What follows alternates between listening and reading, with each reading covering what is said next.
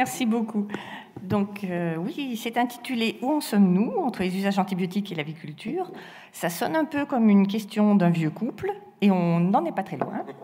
C'est un peu un petit bilan, parce que c'est une longue histoire, les antibiotiques et l'aviculture, qui a démarré dans les années 40, donc ça fait 8 décennies qu'il y a une bonne cohabitation. Les premières décennies, ça a été marqué par un usage assez rapide par rapport à la découverte en termes d'arsenal thérapeutique vétérinaire, rapidement aussi suivi par un usage plus de pratiques d'élevage zootechnique, lié à l'usage en alimentation en tant que facteur de croissance. D'aucuns peuvent avoir oublié ce dont il s'agit aujourd'hui, mais c'était à l'époque fort utilisé, jusque dans les années 60-70. Si j'ai coloré cette période en jaune, c'est parce qu'on parle encore pour cette période de l'âge d'or des antibiotiques. Âge d'or qui a eu une fin biologique, entre guillemets, liée au fait que l'usage des antibiotiques exerce une pression de sélection sur des bactéries qui naturellement sont résistantes, mais qui vont devenir une flore dominante. Et ça, on s'en est rendu compte assez tôt. En 1969, il y a eu un premier rapport qui s'interrogeait sur l'effet de l'usage agricole des antibiotiques sur cette sélection de bactéries résistantes et ses possibles conséquences.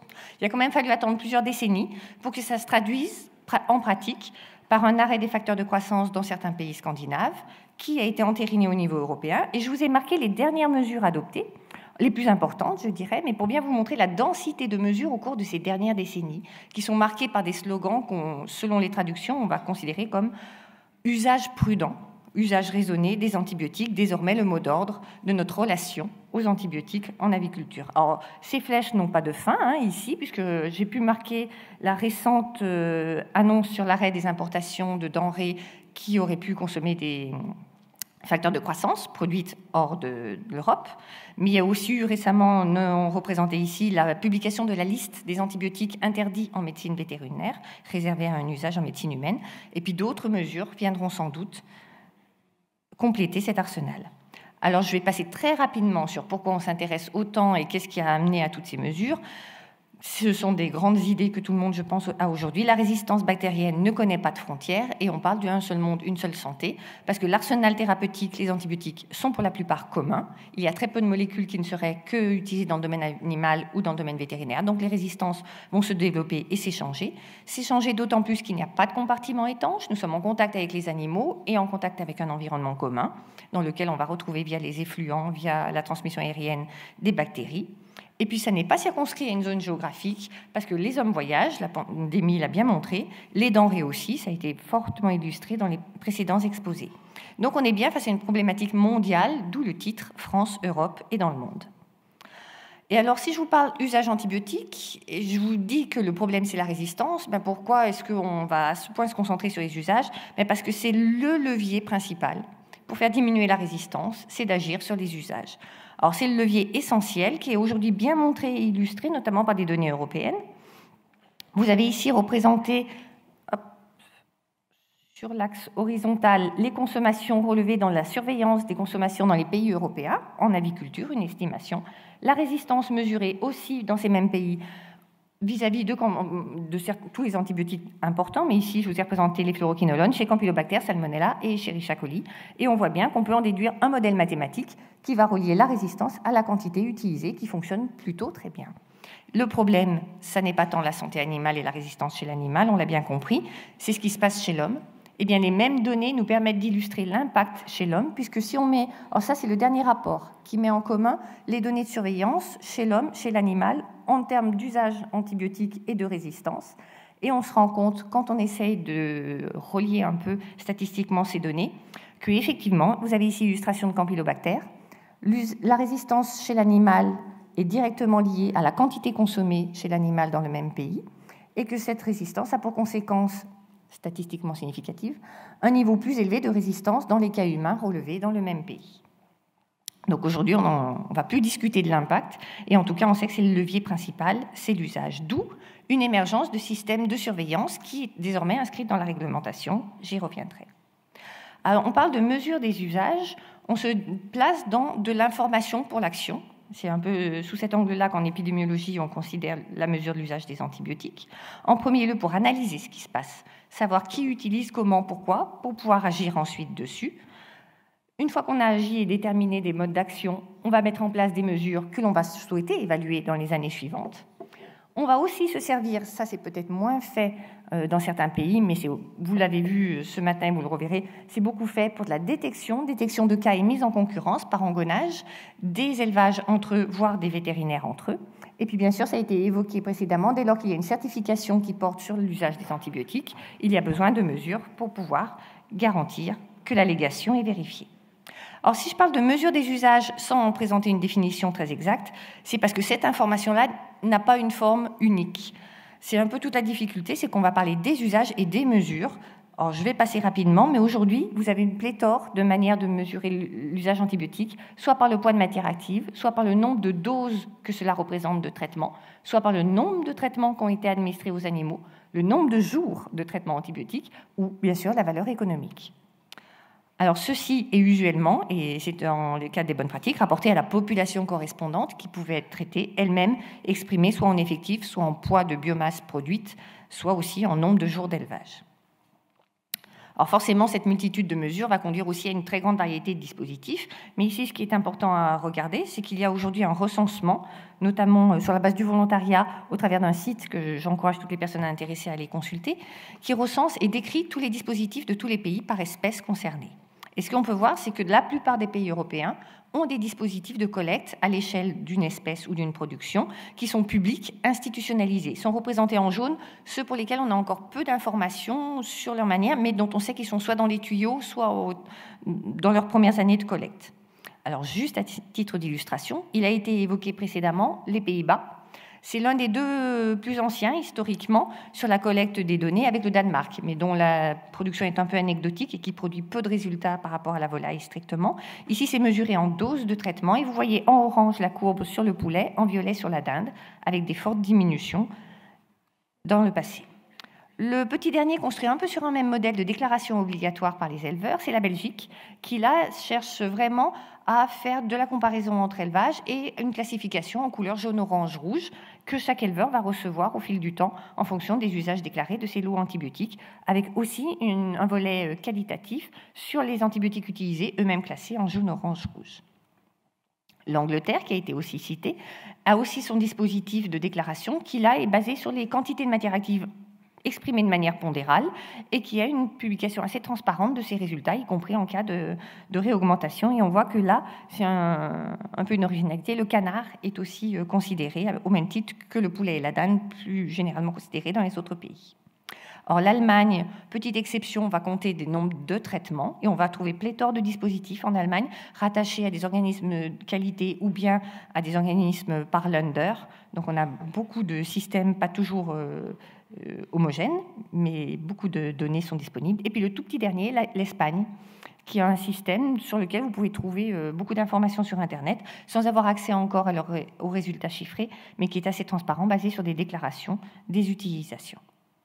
Alors tout ça est très hétérogène dans la manière dont c'est fait. Néanmoins, ça n'empêche pas que d'aucuns peuvent chercher à comparer ces données.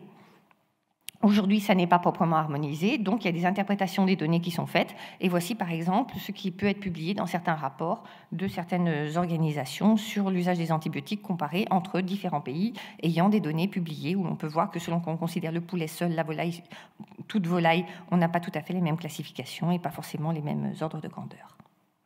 Or, cette focale européenne, c'est aussi légitimement parce que la France est dans l'Europe, et puis c'est l'Europe et l'Amérique du Nord qui sont les pays un peu pionniers et les plus organisés en termes de collecte des données, mais ça ne doit pas nous faire oublier que le reste du monde s'intéresse aussi, fort heureusement, à cette problématique, et de plus en plus, je dirais. Et donc ça, c'est un inventaire récent que j'ai fait pour les besoins de la présentation, dès lors qu'on peut retrouver des données chiffrées sur l'usage des antibiotiques dans tous les pays qui ont pu être recherchés. Et on voit que l'Asie commence à publier beaucoup de données, et notamment parfois de manière très transparente, intitulée « Du mésusage et du surusage des antibiotiques ». Notamment, c'est un article que vous pouvez trouver sur l'Indonésie, où un système se met en place de manière très construite pour pouvoir suivre et agir sur les usages antibiotiques, de même dans certains pays d'Afrique. Alors, cette hétérogénéité ne doit pas nous faire oublier et masquer le fait qu'il y a de réels efforts d'harmonisation qui sont en œuvre. Alors, pour vous reprendre un peu ces focales nationales, européennes et mondiales, voilà les sources d'informations auxquelles vous pouvez accéder. Au plan national, on a bien sûr le suivi des ventes de médicaments, c'est-à-dire des détenteurs d'AMM déclarant leurs ventes effectuées par l'Agence du médicament vétérinaire, qui, à partir de ça, va faire une estimation par espèce. Et puis, c'est adjoint récemment un rapport sur les cessions d'aliments médicamenteux, dans lesquels vous avez des données par espèce cette fois-ci. Ceci est complété par des informations plus détaillées, à la fois sur l'espèce ou l'âge au traitement ou les modalités de traitement, livrées par des études et des enquêtes régulièrement conduites par différents organismes de recherche ou interprofessionnels. Il ne faut pas oublier nombreux dispositifs privés, à la fois dans certaines organisations de production ou cabinets vétérinaires. Et puis, il y a un dispositif d'importance, REFAVI, piloté par l'interprofession et l'Institut technique, qui fournit des références sur une part non négligeable de la production française. À terme, le dispositif national de collecte des données pour être en conformité avec la réglementation, dénommé Calypso, fournira aussi, bien sûr, des données d'usage et non plus seulement de vente. Ces données de vente sont néanmoins très importantes. Ce sont elles qui sont envoyées au niveau européen, puisqu'il y a une collecte dans chaque pays de l'Union européenne de données de vente. Ce sera illustré tout à l'heure par Nathalie. C'est là, par contre, non spécifique. C'est pour toutes espèces animales de production. Par contre, il y a un effort d'harmonisation sur les unités d'expression pour qu'à terme, lorsqu'il y aura un recueil des usages, qui est déjà prévu par la réglementation, mais qui sera effectif en 2024, toutes les données puissent être exprimées par espèce de manière harmonisée. Donc la volaille, poulet, dinde seront concernés par un premier recueil des données de 2023 transmises à l'Agence européenne en 2024. C'est prévu par le règlement 2019. Et je vous invite à ne pas oublier, au niveau mondial, ce qui est fait par l'OIE, qui collecte auprès de chaque représentant OIE dans tous les pays des informations à la fois quantitatives lorsqu'elles existent ou qualitatives sur l'usage des antibiotiques, avec notamment de nombreuses informations sur les facteurs de croissance. Fort intéressantes dans ce rapport. Et c'est bien sur toute la base de ces sources d'informations qu'on va pouvoir vous présenter ce qu'il en est de où nous en sommes. Merci Claire. Donc effectivement, Claire vous a présenté un aperçu des systèmes de monitoring et vous avez bien compris la diversité des systèmes, des indicateurs qui peuvent exister. Néanmoins, dans cette partie, nous allons tenter de dresser un petit bilan, une comparaison également entre pays d'où nous en sommes dans les usages. Donc, tout d'abord, au niveau mondial, donc, cette publication de 2015 tente d'afficher voilà, une comparaison au niveau mondial des usages au niveau européen, donc pour toute production animale confondue, production d'élevage. Donc ici, ce qu'on peut souligner essentiellement, c'est la très forte disparité finalement des niveaux d'usage dans le monde, avec l'Europe qui se situe globalement dans les plus faibles moyens utilisateurs, et en particulier la France. Et on souligne de l'autre côté, par exemple, la Chine, qui est particulièrement fort consommatrice. Donc cette carte permet aussi de constater que les systèmes finalement de monitoring, comme l'a souligné Claire, en Europe, sont particulièrement présents par rapport à d'autres pays dans le monde, ce qui est intéressant de souligner. Ça témoigne quand même des efforts qui ont été conduits en Europe pour avancer sur cette question de monitoring des usages.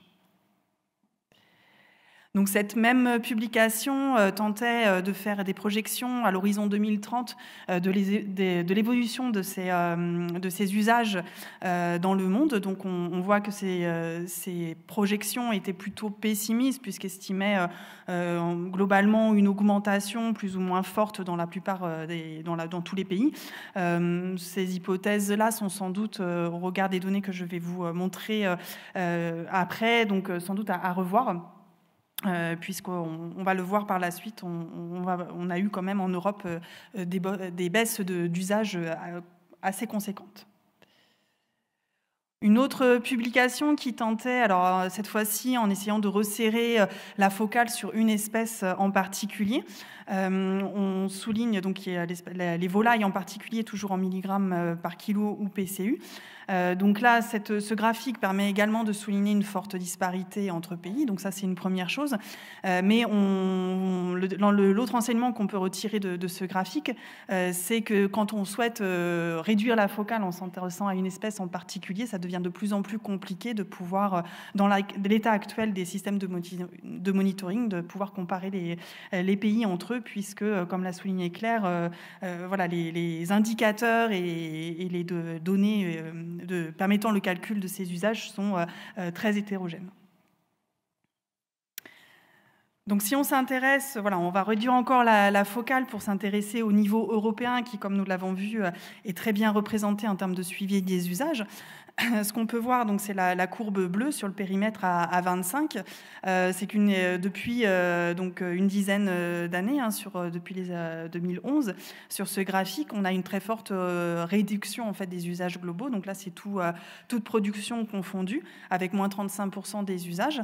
Et la France est loin d'être en reste, puisque donc sur cette même période, on a connu une réduction globale de moins 44% sur cet indicateur qui sont les milligrammes par PCU. Donc ça, c'est des données que vous pouvez retrouver dans le rapport de l'ESVAC 2020, donc collecté au niveau européen. Et sur le graphique de droite, ce qui peut être intéressant à mettre en perspective, c'est l'évolution parallèle des usages en médecine humaine. Donc, si je ne me trompe pas de couleur, c'est la courbe bleue, voilà. Donc, qui, sur la même période, donc, tendent à augmenter, tandis que les usages en médecine vétérinaire ont diminué avec un croisement des courbes qui a eu lieu en 2016 à peu près. Alors, ces données un peu globales sur la réduction des usages en Europe masquent effectivement forcément des disparités entre pays. Donc, c'est ce qu'on a voulu illustrer ici. Donc, ça a été évoqué, je crois, ce matin, ce même graphique sous une autre forme, mais le message est le même. Donc, à retenir que donc, des fortes disparités, effectivement, entre pays européens. La France se situe un tout petit peu plus élevé que la médiane, avec 64 mg par PCU contre 57 mg par PCU pour la médiane européenne. Encore une fois, ici, c'est toute production animale confondue sur un périmètre de 31 pays. Alors, ces disparités d'usage moyen, finalement, photographiées à l'heure actuelle, existent également en termes d'évolution des pratiques depuis une dizaine d'années.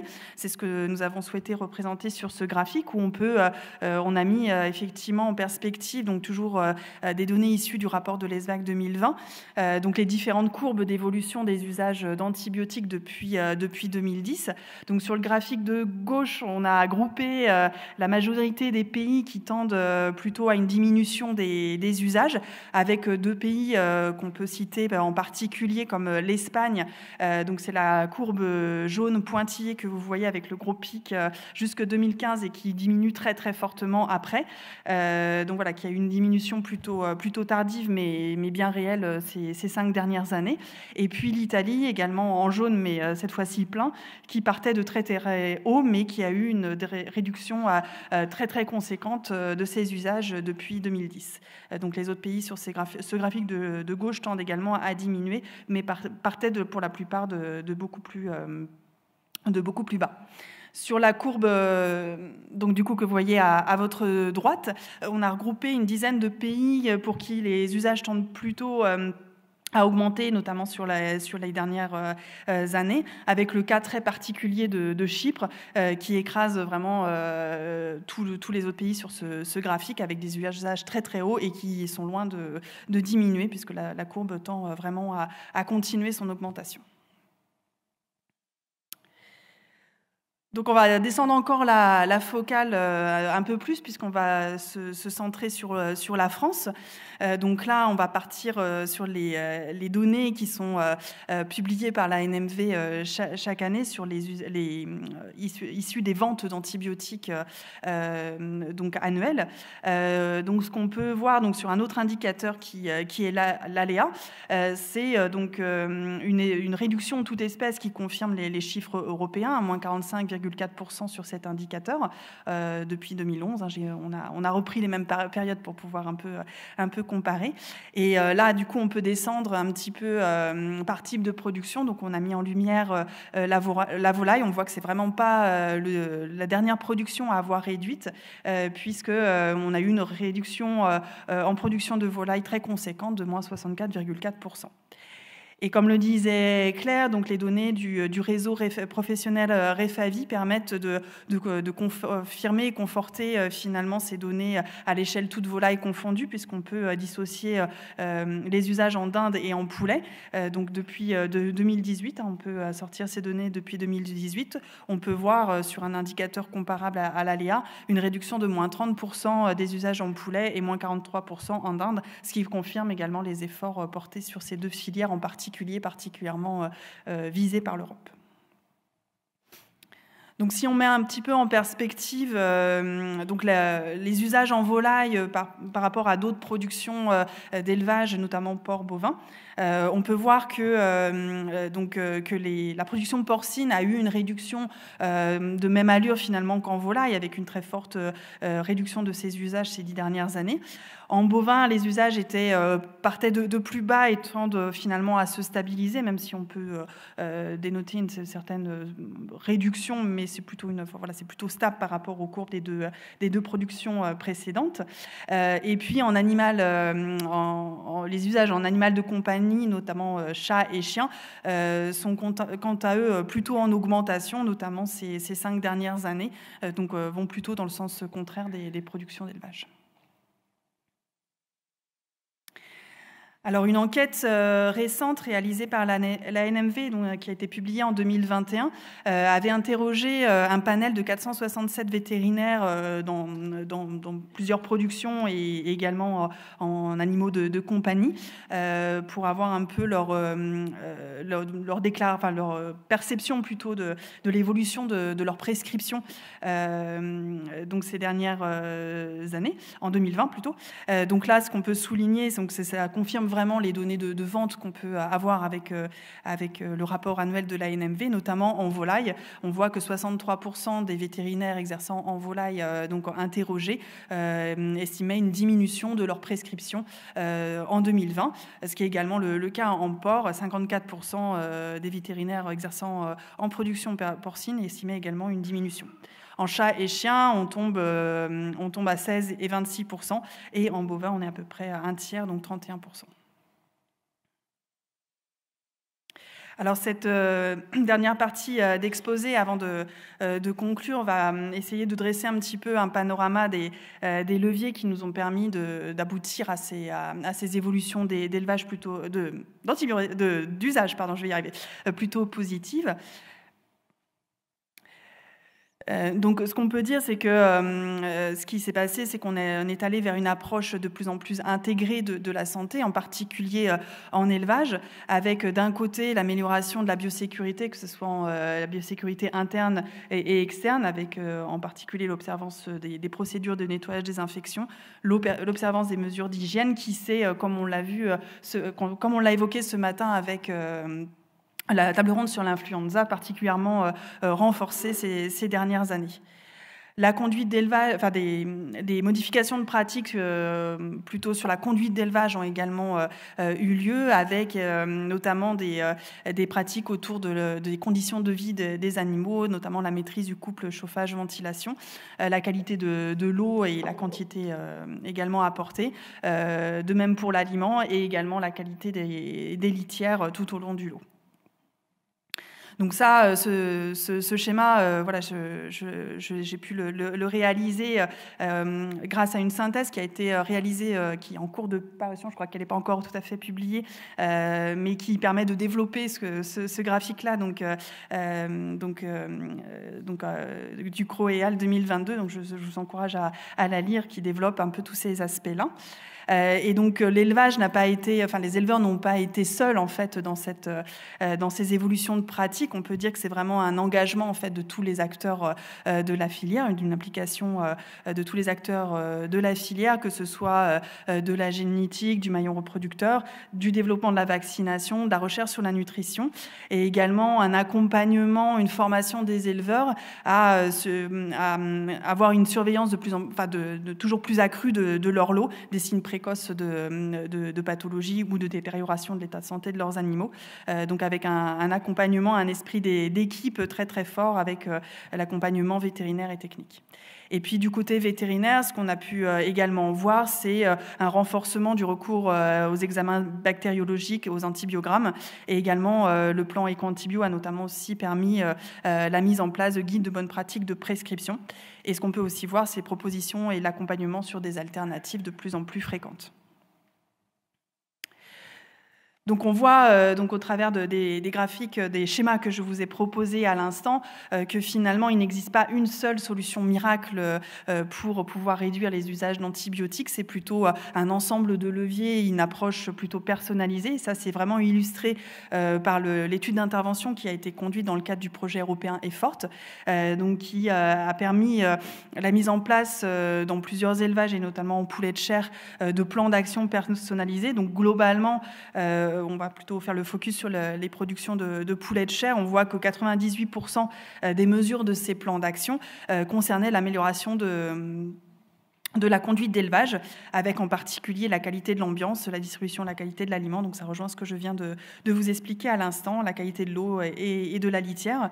60% des mesures concernaient la proposition d'alternatives aux antibiotiques. Donc là-dedans, on peut regrouper les pré- et probiotiques, les acides organiques, et la formation des éleveurs, l'amélioration de la biosécurité est bien sûr également très présente et n'est pas en reste. Et donc ce qui illustre le graphique sur la droite, c'est qu'en rouge, vous voyez donc les éleveurs du groupe intervention. Donc globalement, en fait, que ce soit le groupe témoin ou le groupe intervention, on voit une réduction globale des usages sur la période de suivi, mais on voit que le groupe intervention qui a été particulièrement accompagné avec un plan d'action précis et vraiment adapté à l'élevage a significativement réduit beaucoup plus ses usages. Donc on voit l'importance finalement à la fois du multi-levier, de l'accompagnement fort, de l'esprit d'équipe qui peut se former pour arriver à renforcer finalement l'approche intégrée de la santé et la réduction forcément des usages d'antibiotiques. Et ceci est également, donc je reprends l'étude que je vous ai citée précédemment, l'étude récente de la NMV. Donc, ils ont également interrogé les vétérinaires sur l'utilisation de la vaccination et l'utilisation d'alternatives. Donc, on voit notamment en volaille que 50% d'entre eux considéraient une augmentation du recours à la vaccination. Et 75% d'entre eux estimaient une augmentation de la mise en place d'alternatives dans les élevages. Alors bien sûr, tout ceci ne s'est pas fait sans des freins au changement à dépasser. Tout d'abord, d'un côté, des facteurs plutôt externes et explicites qui nous viennent plus facilement à l'esprit. Donc on l'a évoqué, je pense, largement aujourd'hui, des facteurs économiques, mais aussi conjoncturels. On a vu, j'ai en tête une étude sur l'accessibilité aux formes génériques qui avait un impact sur les usages certains. Le coût des alternatives également. Des facteurs aussi organisationnels et structurel, on l'a largement évoqué sur la biosécurité. Donc le temps passé, la gêne de la mesure, la configuration du site peut limiter la mise en place rapide et des modifications d'élevage donc qui gênent finalement l'évolution des pratiques sur notamment la biosécurité. Mais je vous encourage également à revisionner, donc si vous n'aviez pas pu y assister, à la synthèse de Mathilde Paul au JRA 2019, qui évoquait également les facteurs plutôt internes liés aux freins au changement. Parmi eux, on peut citer les connaissances sur l'antibiorésistance notamment, les risques sanitaires, ce sont les techniques d'élevage également, la connaissance sur les alternatives, la perception, la confiance que l'on peut avoir dans les alternatives possibles, la motivation, l'envie de changer, qui est le fait de se sentir concerné par ce problème, et puis le fait d'avoir un facteur de déclenchement du changement de pratique. Les traits de personnalité, notamment la sensibilité au stress ou l'aversion au risque, peuvent également être des facteurs plutôt internes, intrinsèques à la personnalité de l'éleveur qui vont freiner les changements. Et puis, bien sûr, l'expérience, le niveau d'études, l'âge, le genre sont également des facteurs cités dans la littérature. Et tous ces facteurs sont bien évidemment liés entre eux. Je ne vais pas m'étendre sur le sujet, je vous encourage vraiment à revisionner et à relire la synthèse de Mathilde aux dernières éditions des JRA. Donc finalement, on peut dire que la réglementation, mais également les plans nationaux et certains cahiers des charges privés ont essayé finalement d'agir sur différents points, sur différents points bloquants, en particulier les facteurs économiques et également conjoncturels. Donc en encadrant par exemple certains usages de certains antibiotiques, notamment critiques, voilà, en permettant également le soutien aux investissements, incitation aux résultats. Mais avec un accent également énormément mis sur la formation, l'écoute, le dialogue, l'accompagnement et l'implication des personnes. Donc ceci peut être illustré par également un projet européen d'ISAM, donc qui a permis de créer en fait des équipes de santé autour d'élevage pilote, qui ont permis vraiment de créer une cohésion finalement dans l'accompagnement technique et vétérinaire autour de l'éleveur, de façon à mettre en place des plans d'action personnalisés. Et donc ce projet européen montre effectivement l'intérêt d'avoir une équipe vraiment soudée pour vraiment réfléchir globalement le changement de pratique au niveau des élevages. Donc en conclusion et perspective, puisque comme l'a rappelé Claire en début d'exposé, finalement si on suit les usages antibiotiques, c'est avant tout pour lutter contre l'antibiorésistance, qui est l'enjeu premier l'enjeu de santé publique majeur qui nous préoccupe. Donc ce qu'on peut voir, c'est que finalement tous ces efforts ont permis globalement une réduction des effets visibles sur l'antibiorésistance. Donc ici, vous pouvez voir les données d'antibiogramme réalisées avant traitement, donc sur des lots d'animaux malades. Donc on peut voir une augmentation qui s'est vraiment accrue ces dernières années. Donc les données issues du Resapat, une augmentation de la sensibilité des Escherichia coli à la fois en poulet mais aussi en dinde. Donc on voit directement les effets en élevage. Oui, les effets directs, mais également le plus large perspective sur les données de surveillance à l'abattoir, donc là sur les animaux sains, une tendance globale à la réduction de l'antibiorésistance, et en particulier, je vous encourage à regarder en particulier, que je ne me trompe pas de couleur, la courbe verte sur le graphique sur les poulets, donc qui représente les réductions de résistance donc au fluoroquinolone et quinolone. Donc on voit globalement une réduction de ces résistances.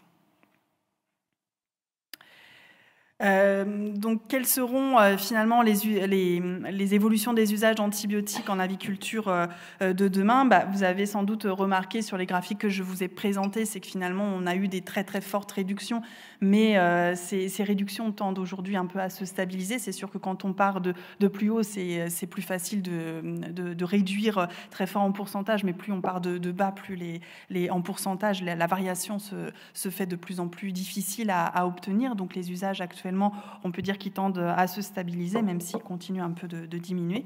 Donc l'enjeu de demain, ça sera vraiment véritablement pour l'aviculture de conforter les niveaux actuels et de poursuivre les efforts, sans compromettre le bien-être des animaux et également celui des hommes, puisque qui dit changement effectivement de pratique et de gestion de la santé animale, dit forcément des impacts sur le travail en lui-même. Donc qu'il ne faudra pas évidemment oublier. Donc le mot d'ordre de demain sera sans doute aussi peu que possible, mais autant que nécessaire, puisqu'on travaille effectivement avec du vivant et que un animal peut tomber malade et qu'il faut absolument pouvoir le soigner si cela arrive. Merci à tous.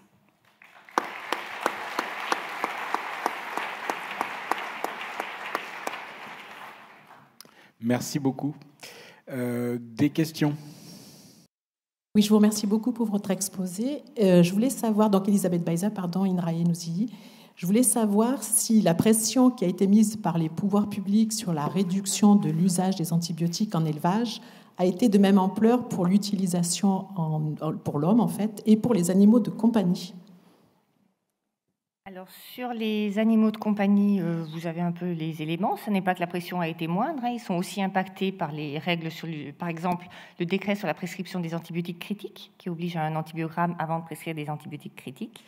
Par contre, ce n'est pas le même type de médecine, donc forcément, les courroies de transmission qui vous ont été montrées ici, de la pluralité des équipes qui interviennent en élevage, n'existent pas nécessairement par rapport aux animaux de compagnie. Donc forcément, d'autres leviers sont à identifier ou à trouver dans cette pratique-là, mais on voit qu'il commence à y avoir des diminutions aussi. Par rapport à la médecine humaine, là, je vous invite à voir des plaquettes qui sont éditées tous les ans, conjointement par les agences, la NSM, l'agence l'ANSES et Santé publique France, sur cette problématique des antibiotiques. Et on voit que des efforts sont faits. Il y a eu plusieurs plans, dont certains se souviennent, avec des campagnes télévisées. Par contre, les niveaux de réduction ne sont pas les mêmes, effectivement. Et c'est ce que l'on voit aussi au niveau européen ou en médecine humaine. On a une stagnation, voire une légère augmentation. Or, les prochains rapports européens n'auront pas du tout cette allure, puisque la pandémie a eu un très fort impact sur les consommations antibiotiques, avec une très très forte diminution observée en médecine humaine au cours des 2 dernières années. Mais on se trouve dans des organisations structurelles de médecine et de suivi assez différentes, avec des résultats différents, malgré une volonté initiale partagée. Bonjour à tous, Annick Delory, éleveur de volailles classiques. Donc on peut être très content et très satisfait de voir ces chiffres. Ça montre que la filière en général a fait beaucoup d'efforts. On voit que c'est très significatif la diminution des antibiotiques. Par contre, il ne faut pas oublier que pour arriver à ces résultats, il a fallu observer beaucoup les animaux. Il a fallu beaucoup travailler à tous les niveaux de la filière, que ce soit au niveau reproduction, que ce soit au niveau accouvage et également au niveau élevage. Aujourd'hui, il est vrai qu'on a recours à des méthodes alternatives, mais les éleveurs doivent être très réactifs, c'est-à-dire que la moindre chose que l'on suspecte qui est anormale, on doit avoir recours soit à notre technicien, soit à un vétérinaire.